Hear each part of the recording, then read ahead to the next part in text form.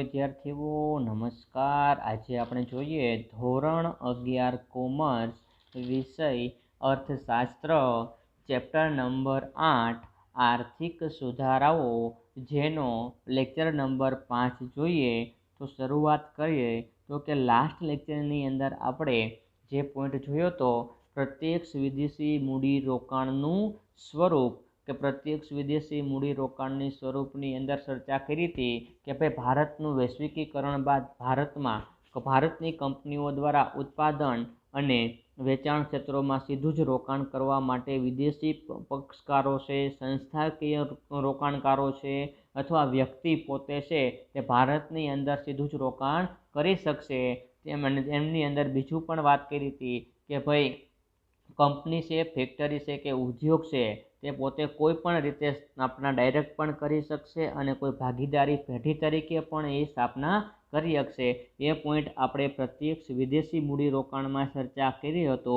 ત્યાર પછી આપણે જોયું કે ભારતની વિદેશ વ્યાપાર નીતિના તબક્કા, ભારતની વિદેશ વ્યાપાર નીતિના જે તબક્કા હતા તો કે વિદેશ વ્યાપાર નીતિના તબક્કાની અંદર આપણે જે 2 પોઈન્ટ હતા કે ભાઈ ભારતની વિદેશ વ્યાપાર નીતિના જે 7 પોઈન્ટ હતા એમાંનો જે પહેલો પોઈન્ટની ચર્ચા કરી હતી કે ભાઈ આંતરરાષ્ટ્રીય વેપારમાં ટકી રહેવું હોય તો ઘરેલું ઉત્પાદનને વધુને વધુ ભાર આપવો। બીજો પોઈન્ટ આપણે જોયું તો કે નવી ટેકનોલોજી યંત્રો છે એનો વધારે ઉપયોગ કરવો।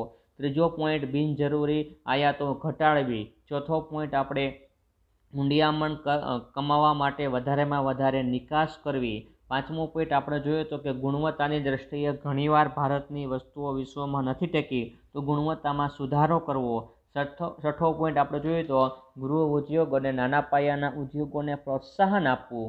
અને સાતમો પોઈન્ટ આપણે જોયો તો કે વિદેશી ઊંડિયામણની જરૂરિયાત ઊભી થાય અને આંતરરાષ્ટ્રીય વ્યાપાર સમસ્યાઓને આંતરિક વેપારની સમસ્યાઓ કરતાં વધારે જરૂરી બને છે। તો આ 7 પોઈન્ટ આપણે હતા।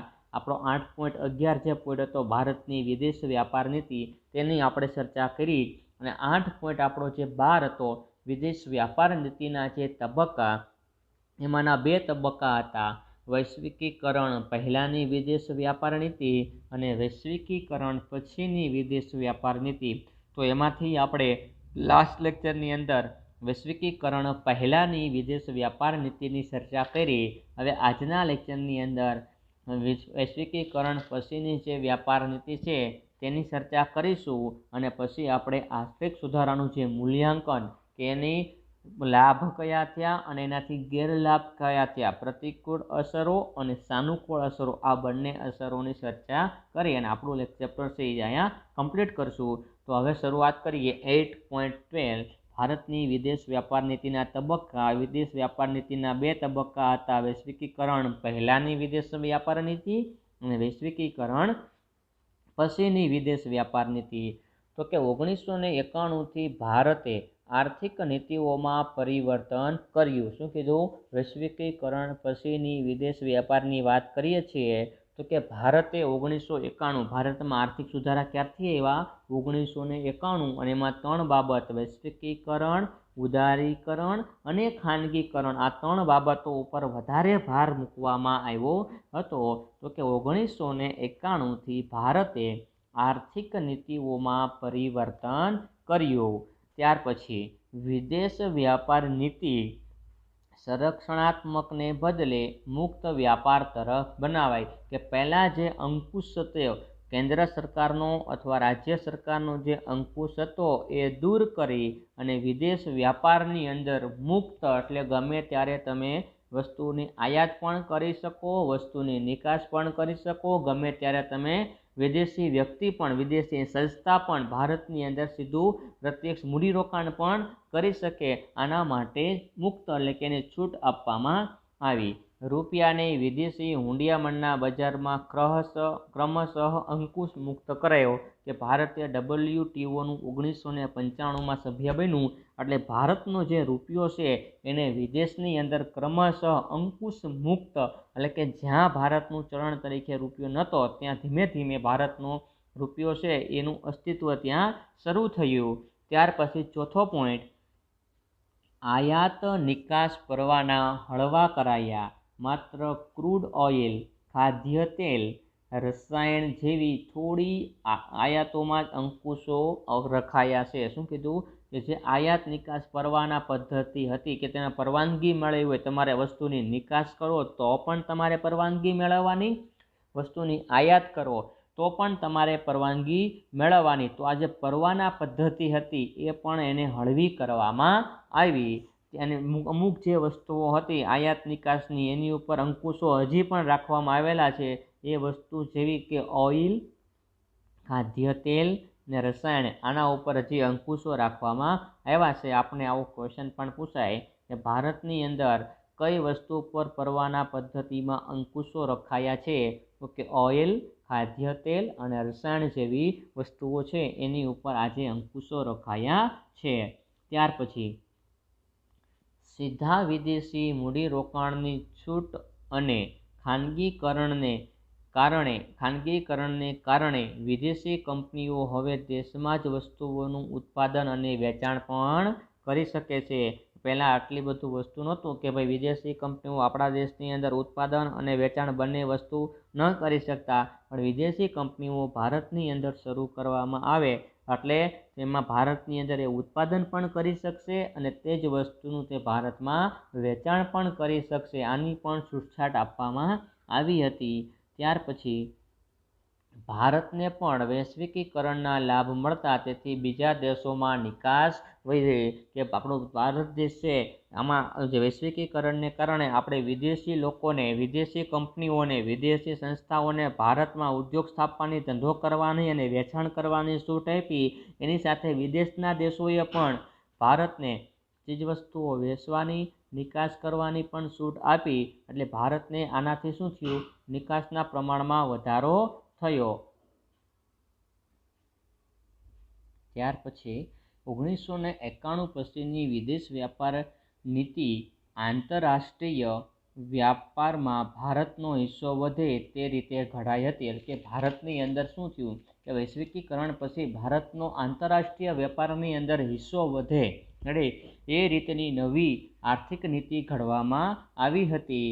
ત્યાર પછી 1995માં વ્યાપાર સંગઠનનું ભારત સભ્ય બન્યું અને તેના માર્ગદર્શન મુજબ કાયદાઓ બદલાવવામાં આવ્યા, જેમ કે ખેત પેદાશની આયાત નિકાસ માટેના કાયદા, મૂડીરોકાણ અંગેના કાયદા વગેરે.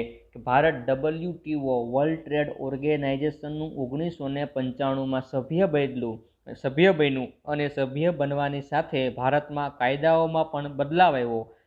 આયાત નિકાસના કાયદાઓ, ખેત પેદાશની વસ્તુઓ, મૂડીરોકાણ છે, આ દરેકની અંદર જુદા જુદા ફેરફાર કરવામાં આવ્યા. તો આ આપણે જોયું 1991 પછી એટલે કે વૈશ્વિકીકરણ પછીની વિદેશ વ્યાપાર નીતિ. આપને ખાલી એમ પૂછે કે ભાઈ વૈશ્વિકીકરણ પછીની વિદેશ વ્યાપાર નીતિ જણાવો તો 3 માર્ક્સની અંદર પૂછે તો આપણે આટલું લખવું જોઈએ, અથવા 5 માર્ક્સની અંદર આખો ક્વેશ્ચન પૂછે કે ભારતની વિદેશ વ્યાપાર નીતિના તબક્કાઓ જણાવો. તો કે વૈશ્વિકીકરણ પહેલાંની વિદેશ વ્યાપાર નીતિ અને વૈશ્વિકીકરણ પછીની વિદેશ વ્યાપાર નીતિ, આ બંને પોઈન્ટને આપણે 5 માર્ક્સની અંદર જણાવવાનું કે તો જણાવવા જોઈએ.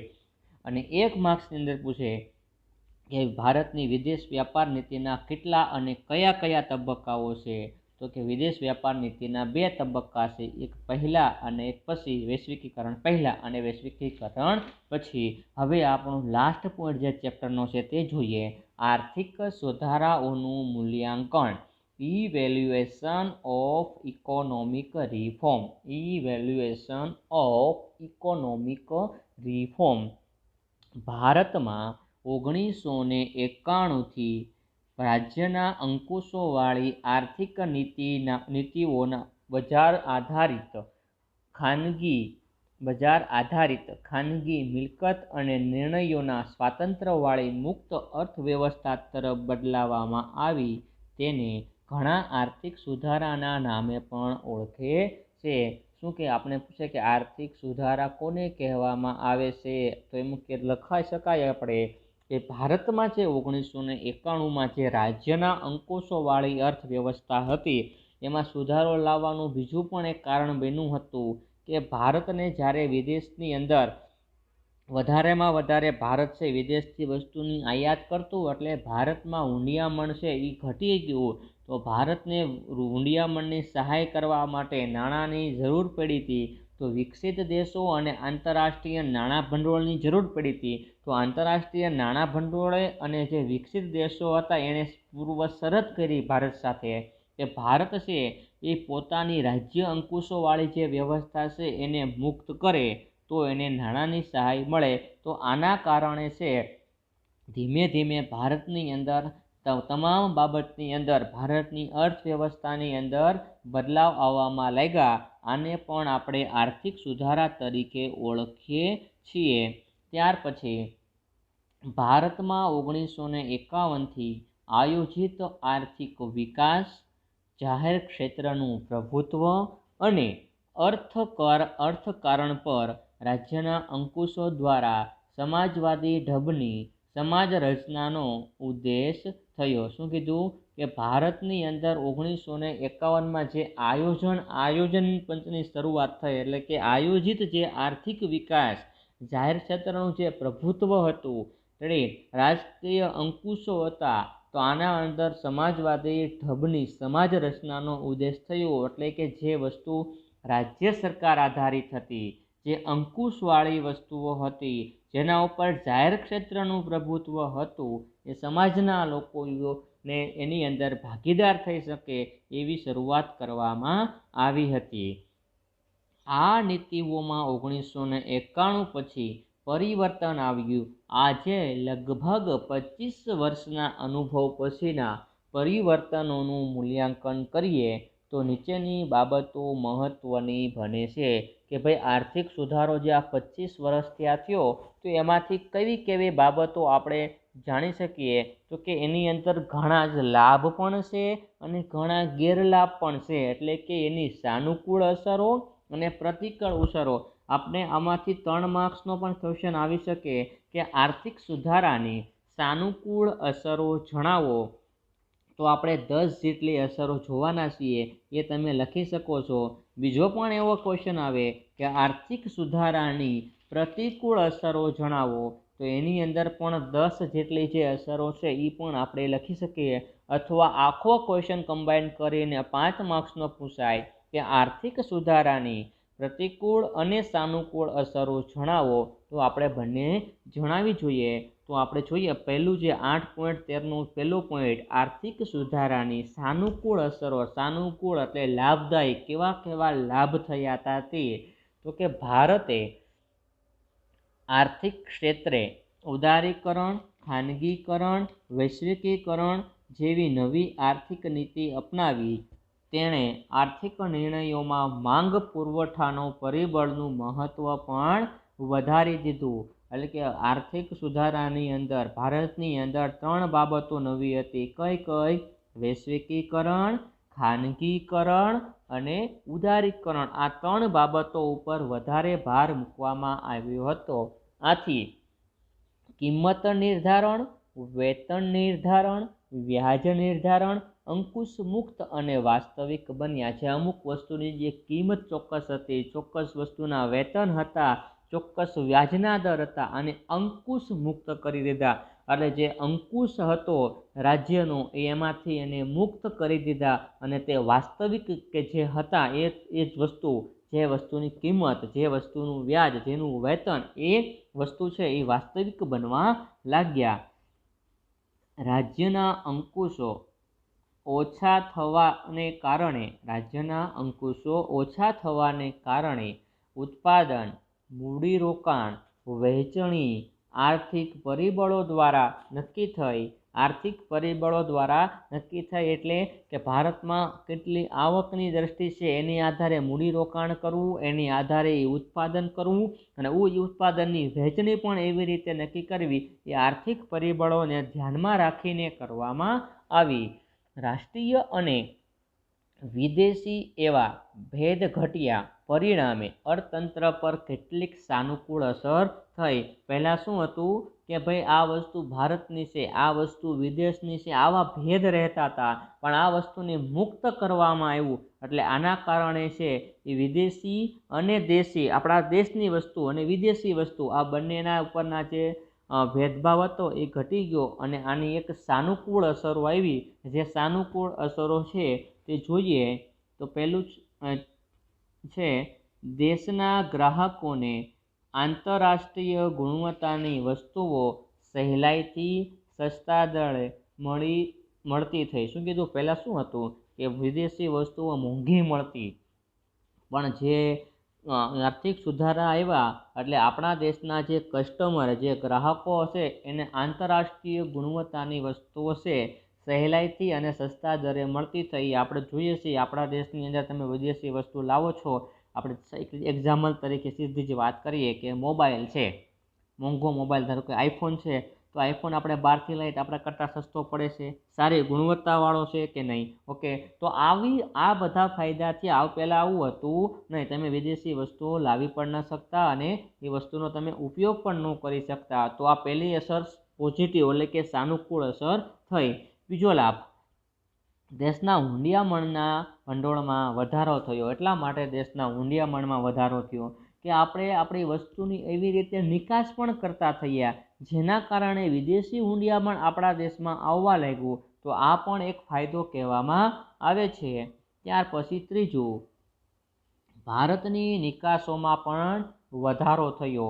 કારણ કે આપણે રો મટીરિયલ છે અથવા કોઈ આપણા ઉદ્યોગ ધંધાને લગતા યંત્રો છે, મશીનરી છે, ટેકનોલોજી છે, આપણી પાસે પ્રોવાઈડ ન હોય એવી વસ્તુઓ આપણે બહારથી મંગાવી અને ઉત્પાદનનું પ્રમાણ વધારવા લાગ્યા. અને ઉત્પાદનના પ્રમાણ વધ્યું તો સાથે નિકાસમાં પણ ત્યારે વધારો થવા લાગ્યો.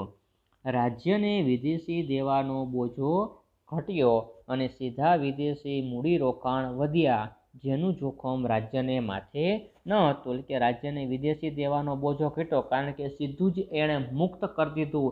તો દેશના ઉદ્યોગકારો માટે, દેશના રોકાણકારો માટે, દેશની પ્રજા માટે, દેશના લોકો માટે, એટલે સીધા જ મૂડીરોકાણ વધ્યા. કોની વચ્ચે? કે ભાઈ વ્યક્તિઓ અને વિદેશી કંપનીઓ, આપણા દેશના ઉદ્યોગકારો અને વિદેશી સંસ્થાઓ, એવી રીતના કોઈ પણ સાથે સીધું ડાયરેક્ટ મૂડીરોકાણ થયું. એટલે એમાંથી રાજ્ય ઉપર જે બોજો આવતો હતો તે વચ્ચેથી જતો રહ્યો. તો આ પણ એક લાભ થયો. ત્યાર પછી પાંચમી આપણી પ્રતિકૂળ અસર છે, મોટા પાયાના રોકાણો દ્વારા ખાનગી ક્ષેત્રોનો વિકાસ થયો, ઉત્પાદન રોજગારી વધ્યા. ધીમે ધીમે મોટા પાયાના ઉદ્યોગોની શરૂઆત થઈ, મોટા પાયામાં રોકાણો લોકો કરવા લાગ્યા. એટલે મોટા પાયાના રોકાણ શરૂ થયા એટલે રોજગારીનું પ્રમાણ અને ઉત્પાદન આ બંનેમાં પણ વધારો થવા લાગ્યો. ત્યાર પછી સાધનોની ગતિશીલતામાં વધારો થયો. ઉત્પાદનના જે 4 સાધનો હતા, જમીન, શ્રમ, નિયોજક અને મૂડી, આમાં પણ ધીમે ધીમે મૂડીમાં વધારો થયો. શ્રમિક છે એક જગ્યાએથી બીજી જગ્યાએ, રોકાણકારો પણ એક જગ્યાએથી બીજી જગ્યાએ રોકાણ કરવા લાગ્યા. એટલે જે સાધનો ઉત્પાદનના હતા એમાં પણ ગતિશીલતામાં વધારો થયો. રાજ્યના અંકુશોને કારણે ભ્રષ્ટાચાર, અમલદારીશાહી, નિર્ણયોમાં વિલંબ, જડતા વધ્યા, તે ક્રમેશમ ઘટ્યા. શું કીધું? કે રાજ્યના જ્યારે અંકુશો હતા ત્યારે જે ભ્રષ્ટાચાર થતો હતો, અમલદારશાહી એટલે અમુક લોકોનો જ નિર્ણય અમલમાં લેવામાં આવતો અથવા અમુક જે નિર્ણયો લેવાતા એ લાંબા સમય સુધી એનો જવાબ ન મળતો, જડતા, એમાં કોઈ પ્રકારના ચેન્જીસ ન આવતા, આ બધું છે ધીમે ધીમે 1991ના આર્થિક સુધારા બાદ ઘટવા લાગ્યું. તો આ પણ એક સાતમો ફાયદો, એની પ્રતિકૂળ અસર છે. આઠમી અસર, રાજ્યના અંકુશો તથા મૂડીની અછતને કારણે ઉપેક્ષા પામેલા ક્ષેત્રોમાં ખાનગી મૂડીરોકાણ દ્વારા વેગ મળ્યો. શું કીધું? કે રાજ્યના અંકુશો અને જે મૂડીની અછત હતી આ બંનેની ઉપેક્ષા, કે અમુક ઉદ્યોગોને અવગણવામાં આવ્યા હતા. તો આવા ઉદ્યોગો છે એમાં પણ મૂડીરોકાણ કરી અને આવા મૂડીરોકાણને કારણે જે છે એ ઉદ્યોગોને વેગ મળ્યો. એ પણ આ આપણે પ્રતિકૂળ અસર તરીકે જાણી શકીએ. ત્યાર પછી નવમી આપણી જે પ્રતિકૂળ અસર છે કે વસ્તુઓ અને સેવાઓની અછતમાં ઘટાડો થયો, વૈવિધ્યમાં વધારો થયો. કે આપણે જે વસ્તુઓ જોતી હતી અને સેવાઓ જોતી હોય એમાં જે અછત હતી, કે જે વસ્તુ અછત એટલે છત એટલે વધારે અને અછત એટલે ઓછું, જે જોતું હોય અને એ ન મળે એને આપણે અછત કહીએ છીએ. તો આ જે જોતું હોય એની ન મળતું એ હવે મળવા લાગ્યું, એટલે અછત હતી એ ઘટવા લાગી અને વૈવિધ્યમાં પણ વધારો થવા લાગ્યો. 10મો પોઈન્ટ, અન્ય દેશો સાથેના સામાજિક સાંસ્કૃતિક સંબંધો વધારે સુદૃઢ બન્યા, કે અન્ય દેશો સાથેના આપણા જે સામાજિક અને સાંસ્કૃતિક જે સંબંધો હતા એમાં પણ વધારો થયો. તો આપણે આ આર્થિક સુધારાની 10 જેટલી સાનુકૂળ અસરો જોઈ. એમાં પહેલી આપણે જોઈ કે આંતરરાષ્ટ્રીય ગુણવત્તાની વસ્તુઓ સહેલાઈથી મળવા લાગી. હુંડિયામણના ભંડોળમાં વધારો થયો. ત્રીજું, નિકાસોમાં વધારો થયો. ચોથું, રાજ્ય માથે જે બોજો હતો એ હળવો થયો. પાંચમું, મોટા પાયાના ઉદ્યોગોને પ્રોત્સાહન મળતા ઉત્પાદન અને રોજગારી વધી. છઠ્ઠું, સાધનોની ગતિશીલતામાં વધારો થયો. સાતમું, રાજ્ય સરકારના જે અંકુશોમાં જે ભ્રષ્ટાચાર હતું, અમલદારીશાહી જે નિર્ણયો હતા એમાં ઘટાડો થયો. 8મો પોઈન્ટ, અછતને કારણે ઉપેક્ષા પામેલા જે ઉદ્યોગો હતા એમાં મૂડીરોકાણ થયું અને એને વેગ મળ્યો. 9મું, અછતોને કારણે ઉદ્યોગોમાં જે વસ્તુની અછત હતી પણ મૂડીરોકાણને કારણે ઉદ્યોગોમાં જે વધારો થયો એટલે અછત છે એ ઘટવા લાગી. અને 10મું, અન્ય દેશ સાથેના ભારતના સાંસ્કૃતિક અને સામાજિક જે સંબંધો હતા એ સુદૃઢ એટલે વધારે નજીક બન્યા. આ આપણે આર્થિક સુધારાની જે સાનુકૂળ અસરો હતી તેમની ચર્ચા કરી. હવે આપણે જોઈએ આર્થિક સુધારાની પ્રતિકૂળ અસરો. આર્થિક સુધારાની પ્રતિકૂળ અસરો તો જોઈએ, નવી આર્થિક નીતિએ કેટલાક સામાજિક આર્થિક પ્રશ્નો પણ ઊભા કર્યા છે. કે ભારતની અંદર આપણે એવું ન કહી શકીએ કે 1991માં જે આર્થિક સુધારા આવ્યા તો એનાથી બધા જ ક્ષેત્રની અંદર બધા જ લોકોને બધી જ બાબતમાં લાભ થયો, પણ એમાં અમુક બાબતમાં નુકસાન પણ થયું છે, જેના ગેરલાભ પણ થયા છે. તો એમાં મુખ્ય ગેરલાભ તો આપણે જોઈએ તો કે જે નાના પાયાના જે ગૃહ ઉદ્યોગો હતો એને નુકસાન થયું. ખાનગીકરણને કારણે વધારે પડતો ઇજારો છે એ પણ જોવા લાગ્યો, વધારે પડતી કોમ્પિટિશન છે. આ બધી એની પ્રતિકૂળ અસરો કહી શકાય. તો જોઈએ એમાંની પહેલી પ્રતિકૂળ અસર એટલે કે એનો ગેરલાભ શું થયો. તો નાના પાયાના ઉદ્યોગો અને ગૃહ ઉદ્યોગોને ભારે નુકસાન થયું. બહુરાષ્ટ્રીય કંપનીઓના જાહેરાત ખર્ચ અને સ્પર્ધાત્મકતા સામે તે ટકી શક્યા નહીં. શું કીધું કે નાના પાયાના ઉદ્યોગો અને ગૃહ ઉદ્યોગોને ભારે નુકસાન એટલે થયું. બહુરાષ્ટ્રીય એટલે મલ્ટીનેશનલ કંપની કહીએ આપણે, એક દેશ કરતાં અન્ય દેશોમાં વધારે હોય, એક દેશ કરતાં વધારે દેશોમાં જે કંપનીઓ ચાલતી હોય એને બહુરાષ્ટ્રીય કંપનીઓ કહે છે. તો આની સામે ટકી રહેવા માટે, કારણ કે નાના પાયાના ઉદ્યોગો છે એને ગૃહ ઉદ્યોગો છે, હવે એની જાહેરાત કરવા માટે, પોતાની વસ્તુને એડવર્ટાઇઝ આપવા માટે, પોતાની વસ્તુને માર્કેટમાં ટકી રહેવા માટે, સ્પર્ધામાં ટકી રહેવા માટે વધારે પડતો ખર્ચ થઈ જતો, તે પહોંચી શકાય નહીં. હવે આંતરિક લેવલ ઉપર હોય તો સમજે આ તો આંતરરાષ્ટ્રીય હરીફાઈ હતી, તો આમાં નાના ઉદ્યોગો અને ગૃહ ઉદ્યોગો છે એને નુકસાન થયું. આ પણ એક ગેરલાભ છે. એનું કારણ છે કે મલ્ટીનેશનલ કંપનીઓ આવતા એના જે ખર્ચાઓ છે એના પ્રમાણમાં વધારો થયો છે. નાના ઉદ્યોગો અને ગૃહ ઉદ્યોગો તેને પહોંચી વળતા ન હતા. ખાનગીકરણની સાથે વૈશ્વિકીકરણ શરૂ થઈ ગયું, એટલે કે દેશના ઉત્પાદકો કાર્યક્ષમ બને તે પહેલાં જ આંતરરાષ્ટ્રીય સ્પર્ધામાં તેમને સામનો કરવો પડ્યો, જેણે ઘણા રાષ્ટ્રીય ઉદ્યોગોને નુકસાન પહોંચાડ્યું હતું. આ બીજી બાબત શું થઈ કે 1991માં જ્યારે શરૂઆત થઈ તો ભારતની અંદર રાજ્ય અંકુશોવાળી વ્યવસ્થા હતી, સીધી છૂટી મૂકી દીધી. છૂટી મૂકી જો એ લાંબો સમય સુધી છૂટી મૂક્યું હોત તો ઓછો પ્રોબ્લેમ પડે, પણ સીધું ઉદારીકરણ, વૈશ્વિકીકરણ આવી ગયું. સીધું વૈશ્વિકીકરણ અને ખાનગીકરણ આવી ગયું એટલે વિદેશી ભારતના ઉદ્યોગકારોને સીધી વિદેશી કોમ્પિટિશન થઈ. તો આની સામે ટકી રહેવું, એના પડકારો હતા એ પ્રોબ્લેમ થાય, એટલે કે એની સામે ટકી રહેવું, આંતરરાષ્ટ્રીય હરીફાઈમાં ટકી રહેવું, આનો સામનો કરવો એ ખૂબ જ અઘરી બાબત હતી. તો આ પણ એક નુકસાન થયું. એનું કારણ કે ડાયરેક્ટ વૈશ્વિકીકરણ આવી ગયું એટલા માટે, અને ખાનગીકરણ એવું એટલા માટે. ત્યાર પછી જાહેર સેવાઓનું ખાનગીકરણ થયું, સબસિડીમાં ઘટાડો થયો, પરિણામે જાહેર સેવાઓ અને પાયાની સુવિધાઓ મોંઘી બની. તેણે તમામ વસ્તુ સેવાના ઉત્પાદન ખર્ચમાં પણ વધારો કર્યો. ગવર્મેન્ટે એવું કર્યું કે પોતાની પાસે રહેલા જે જાહેર ઉદ્યોગો હતા એને ખાનગીકરણને વેચી દીધા.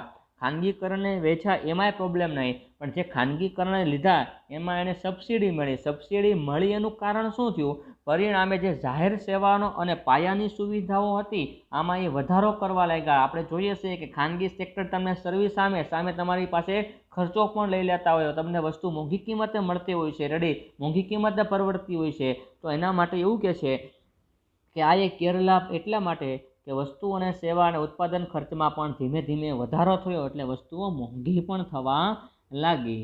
ત્યાર પછી ચોથી આપણી જોઈએ પ્રતિકૂળ અસર, તો કે ભારતીય ચલણનું નિર્ધારિત વેપારના આધારે અને બજારમાં થવાથી તેના મૂલ્યમાં વધુ પ્રમાણમાં બદલાવ આવે છે, જેના કારણે વેપાર કરતી ઘણી ભારતીય કંપનીઓને નુકસાન પણ થયું. એવું કહે છે કે ભારતીય ચલણ છે એનું નિર્ધારણ વેપારના આધારે બજારમાં થવા તેનું મૂલ્યમાં વધુ પ્રમાણમાં બદલાવ આવ્યો. આના કારણે શું થયું કે જે ભારતની જે સંસ્થાઓ હતી એને પણ મોટું નુકસાન વેઠવું પડ્યું. પાંચમી પ્રતિકૂળ અસરો છે બહુરાષ્ટ્રીય કંપનીઓ. મોટી કંપનીઓએ નીચા દરે ખૂબ પુરવઠો અર્થતંત્રમાં ઠાલવવાની નીતિ આચરી. એટલા માટે કે બહુરાષ્ટ્રીય કંપનીઓ અનેક દેશોની અંદર હોય છે અને ઉત્પાદન તેને મોટા પ્રમાણમાં કરવાનું હોય છે, એટલે ઉત્પાદનનું કોસ્ટિંગ છે એને નીચું આવતું હોય છે. નીચું આવે એટલે નીચી કિંમતે લોકોને વસ્તુ વેચશે, એમાં કાંઈ વાંધો નહીં. પણ જે સ્થાનિક ઉદ્યોગો હતા, નાના રોકાણકારો હતા, આને પણ એ બાબતમાં છે એ મુશ્કેલીનો સામનો કરવો પડ્યો.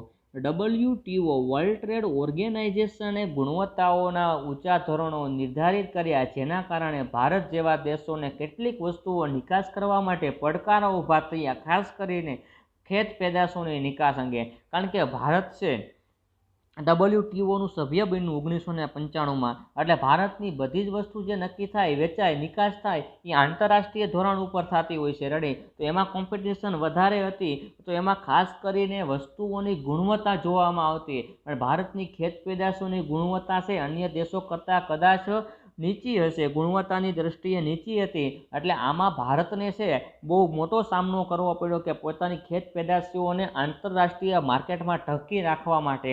તો આ પણ એમની એક પ્રતિકૂળ અસર છે.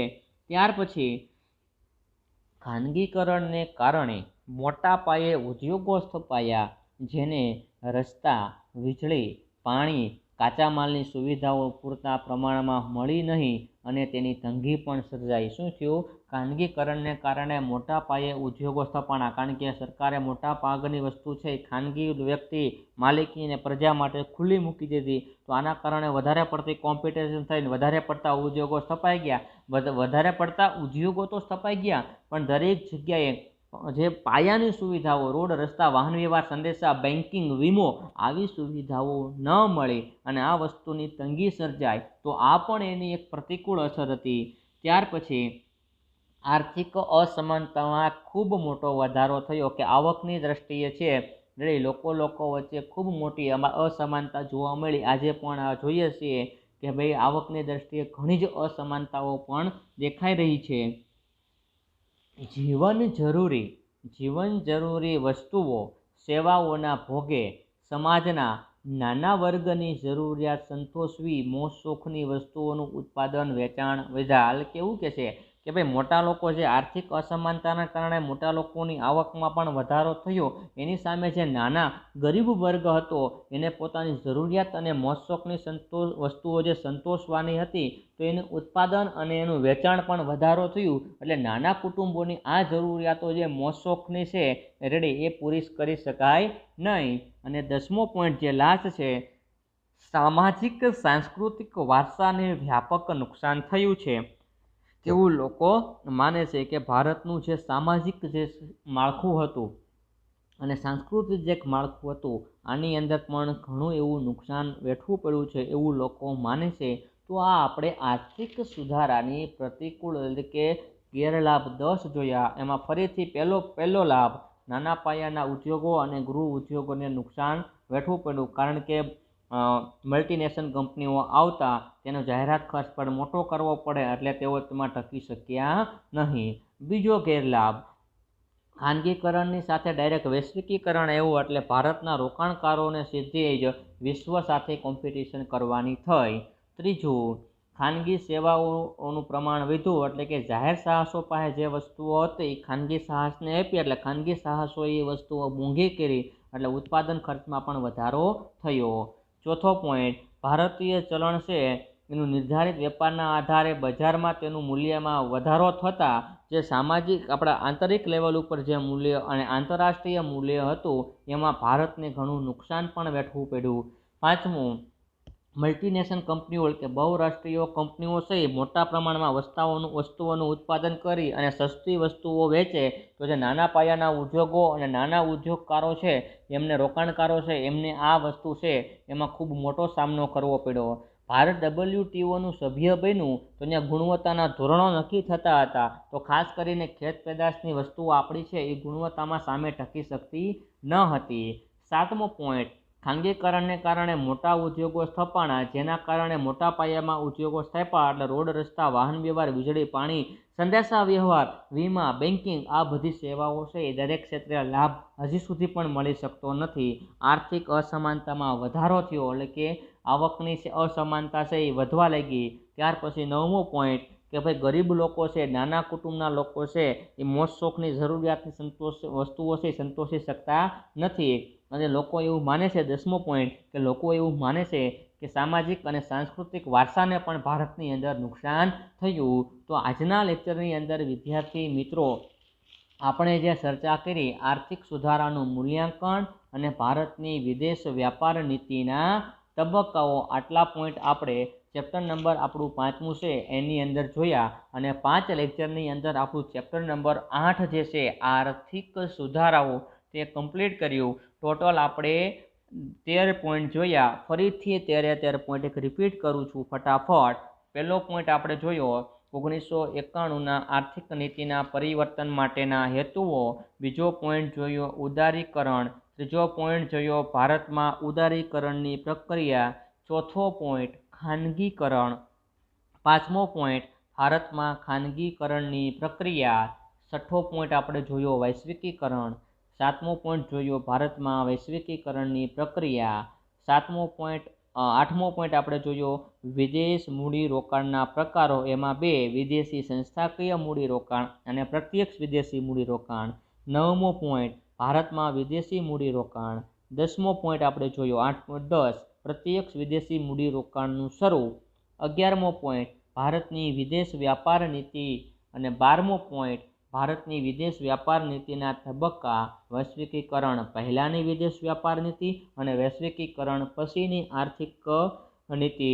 અને 8.13 આર્થિક સુધારાઓનું મૂલ્યાંકન જેની પ્રતિકૂળ અસરો અને સાનુકૂળ અસરો જે 10 હતી તે જોઈ 5 લેક્ચરની અંદર ચેપ્ટર નંબર આપણે 8 કમ્પ્લીટ કર્યું. વિદ્યાર્થી મિત્રો તમારા 8 ચેપ્ટર કમ્પ્લીટ થયા. હવે ધીમે ધીમે તમે શરૂઆત કરી દેજો. ડાઉનલોડ કરી લખતા હોય તો વધારે બેટર રહેશે. PDF પણ તમે ડાઉનલોડ કરી શકો છો દરેક ચેપ્ટરની દરેક લેક્ચર વાઇઝ. હવે આપણે આપણું ચેપ્ટર નંબર 9 છે નેક્સ્ટ લેક્ચરની અંદર આપણે શરૂ કરીએ ત્યારે આપણે દરેક જે પોઈન્ટ આવશે કયા કયા પોઈન્ટ છે તેની પણ આપણે ચર્ચા કરીશું.